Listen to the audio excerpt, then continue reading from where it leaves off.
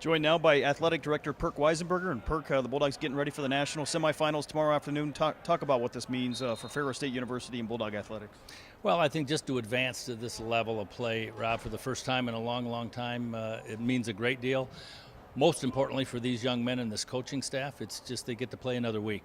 And if you're a ball player, you understand how that goes, just to be able to suit up and play another big game.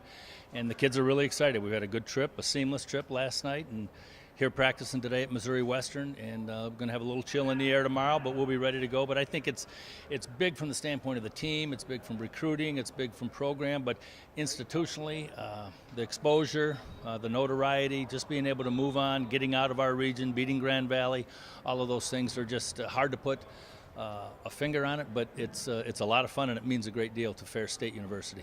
Certainly a big sign here in terms of the progress that's been made over the past 5 years under head coach Tony Anise, and a much different program today than maybe it was when he came in. Well, I think so. I think the deal, Tony came in and established a culture. Tony's he's an educator. He's a coach. He knows how to build a program. He knows how to relate to kids and sustain. I mean, Tony wanted to build it the right way and sustain it, and I think we've done that. And we've got a lot of believers now, from future recruits, if you will, to the current kids on the team, to past players, and certainly our own institution.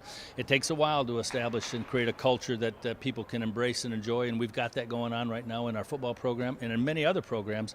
But Tony is the architect of this and deserves all the credit, he and his coaching staff. You talk about some of the student athletes. Obviously, this year's senior class stepped up, filled in some of the shoes left by some of the graduated guys before them.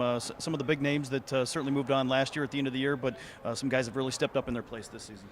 Well, there's no question, and everybody gets their moment to be able to step in. And you're a leader, that old lead follower, get out of the way. And a lot of these guys were followers of Jason Vanderlaan, Jake Lampman, Bennett, and Zim, and all those guys that were here last year. And those guys set a heck of a tone and really established the benchmark.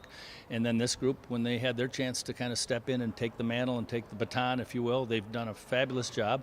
Took us a little while to get going, but as we always say, our hockey team. Learned it last year. You want to be playing your best at the end of the year, not necessarily at the beginning of the year, and we got to be one of the hottest teams in the country right now.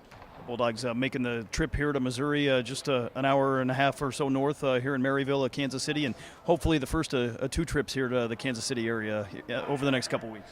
That'd be wonderful if it was. We've got a very formidable foe, the defending national champ, the #1 team in the country, and a program steeped in winning tradition in Northwest Missouri State.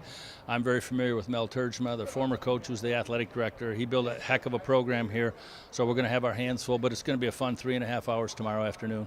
Looking forward to it, and thanks for your time. Thank you, Rob.